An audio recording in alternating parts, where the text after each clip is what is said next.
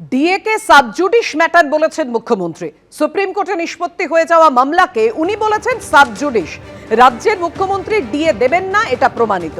বাংলাদেশে জামাত হেরেছে, এখানে জামাত 2 মানে তৃণমূল হারবে। রাজ্যের তৃণমূল সরকারকে নিশানা শুভেন্দু অধিকারী।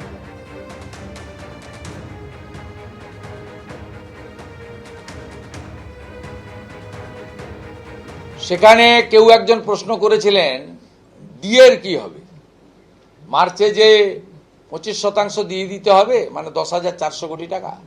তখন উনি বলেছিলেন এটা নিয়ে আমি কোনো কথা বলবো না, উঠতে উঠতে চেয়ার ছেড়ে উঠেই পড়েছিলেন।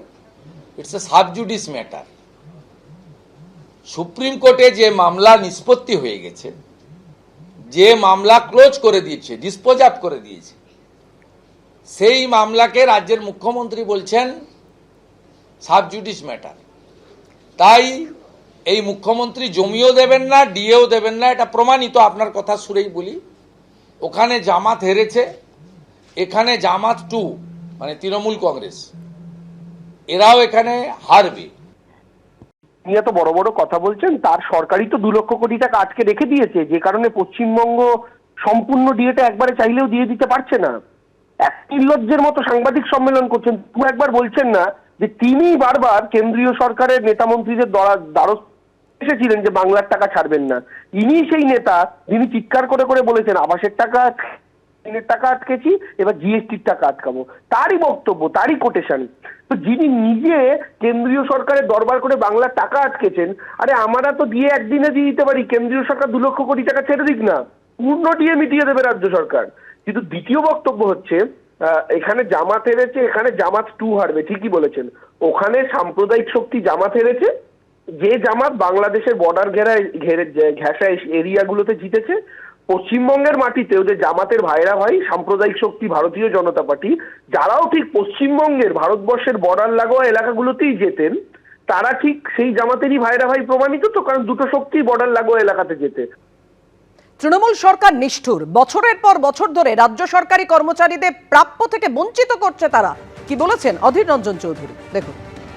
সমস্যা হলো এই কর্মচারীদের যাদের ডিএটা পাওনা লড়াই বছরের পর বছর ধরে করছে, আজকে তাদেরকে পশ্চিমবঙ্গের তৃণমূল সরকারের নিষ্ঠুরতার কারণে তাদের নিজেদের অধিকার থেকে বঞ্চিত করা হচ্ছে। দিদি এটা করছে এই কারণেই, দিদি জানে এই কটা কর্মচারী পশ্চিমবঙ্গের কোটি কোটি মানুষের মধ্যে কোথায় আর থাকবে, কি আর করবে। ভোটে তো এদেরকে আমাকে হারানোর ক্ষমতা নেই, ভোটের ভাগ্য নির্ধারণ করার ক্ষমতা নেই এই কর্মচারীদের, তাই তারা মায়ের ভোগে যাক, কোনো অসুবিধা নেই। কিন্তু এই কর্মচারীদের এতদিনের যে লড়াই, এই লড়াইকে সম্মান জানিয়ে বলতে চাই যে এই লড়াইয়ে আপনারা জিতেছেন, জিতছেন এবং জিতবেন। বলে না গাধা জল খায় গুলিয়ে, এই সরকারকেও টাকা দিতে হবে। গাধা যেমন জলটা গুলিয়ে গুলিয়ে খাচ্ছে, আটু খেতে দিন, এই সরকারকেও দিতে হবে। গত 5ই ফেব্রুয়ারি সুপ্রিম কোর্ট নির্দেশ দেয় 100% ডিএ মেটাতেই হবে, আর 25% ডিএ অবিলম্বে মেটাতে হবে। তাই নিয়ে 10ই ফেব্রুয়ারি কি বলেছিলেন মুখ্যমন্ত্রী মমতা বন্দ্যোপাধ্যায়, দেখুন। মহার্ঘ ভাতা 4% দেওয়া হবে এপ্রিল মাসে। আমি এটা নিয়ে কোনো কোশ্চেন আপনাদের কাছে করব, উত্তর দেব না। যা বলার আমি বিধানসভায় বা ওই দিন আপনারা কোশ্চেন করেছিলেন দিয়ে দিয়েছি। বাদ বাকিটা ম্যাটার ইজ সাবজুডিস। আমি সাবজুডিস ব্যাপারে কোনো কমেন্টসে যাব না।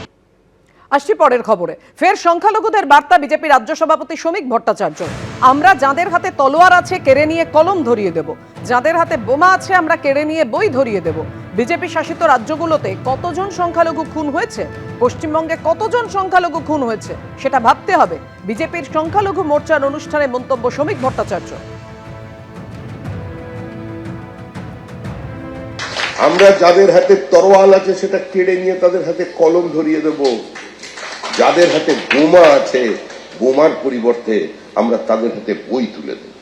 যে সংখ্যক মানুষ আজকে পশ্চিমবঙ্গের সংখ্যালঘু মারা যাচ্ছে, এই চিত্র উত্তরপ্রদেশের নয়, এই চিত্র মধ্যপ্রদেশের নয়, এই চিত্র গুজরাটের নয়।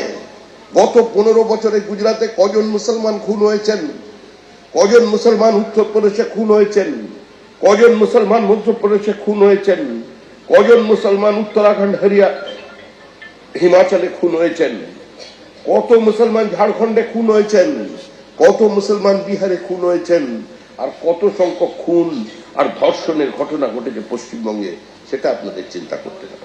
এবিপি আনন্দ, এগিয়ে থাকে, এগিয়ে রাখে।